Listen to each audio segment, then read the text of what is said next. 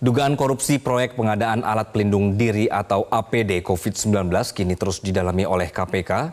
Sejumlah pihak terus diperiksa oleh KPK terkait seluk-beluk pengadaan 5 juta set APD oleh Kementerian Kesehatan di tahun 2020 dengan nilai proyek 3,03 triliun rupiah.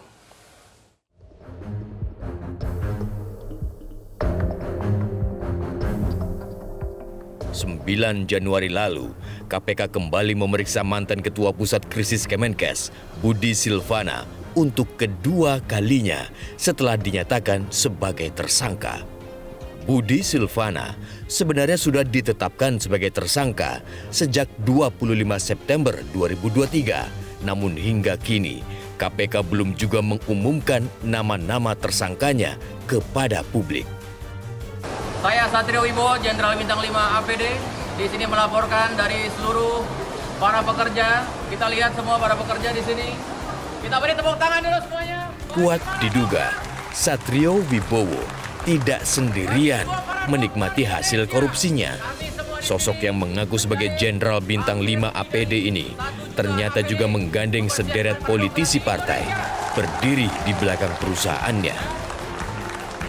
Di hari yang sama, KPK juga memeriksa Tafib Joko Prahoro, Kepala Biro Keuangan Badan Nasional Penanggulangan Bencana, dan seorang advokat Admiral Herdi Pratama. Keduanya diperiksa sebagai saksi. Untuk APD per set di harga $48 saya nggak tahu karena itu kan pengadaannya di sana. Jadi Bapak pada saat itu hanya mencarikan dana aja, Pak? Dia menyalurkan saja, BNPB hanya menyalurkan saja. Oh, hanya bagian penyaluran ya, Pak ya? Iya. 11-12, Admiral Herdi Pratama mengaku hanya melakukan pekerjaan administratif sebagai staf dari Andi Isdar Yusuf. Andi Isdar Yusuf adalah pengacara yang juga sudah ditetapkan sebagai tersangka di kasus ini. Soal pencairan dana atau apa? Oh bukan, nggak sampai situ. Apa? Soal dokumen-dokumen sih. Dokumen yang APD itu ya? Iya, Oh, itu. dokumen-dokumen itu.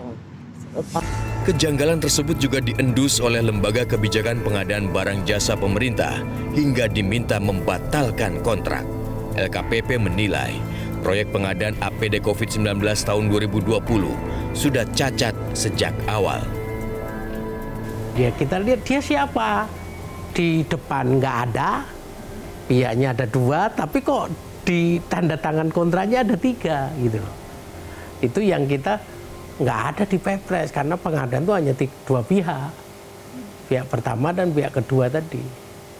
Saya juga bingung kenapa bisa tiga orang yang tanda tangan. Potensi kerugian negara akibat penyimpangan pengadaan APD COVID-19 ternyata lebih dari 625 miliar rupiah. Proyek pengadaan triliunan rupiah jadi bulan-bulanan predator anggaran. Mengatasnamakan kemanusiaan dan kedaruratan, nyatanya proyek pengadaan malah diakal-akali. Kami melihat di dalam Perpu tersebut ada berbagai macam celah yang pada prinsipnya itu berkaitan dengan diskresi, yang mana konteks kedaruratan ini bisa menjadi berbeda. Maksudnya begini, masyarakat mungkin menganggap ini darurat, COVID sebagai situasi darurat. Tetapi di banyak tempat atau di situasi tertentu, pemangku kebijakan ini memanfaatkan situasi tersebut, begitu kan. Artinya ada yang melihat darurat dan ada yang memanfaatkan. Karena apa? Kewenangan diskresi ini tidak diikuti dengan kewenangan-kewenangan yang bisa mengikat.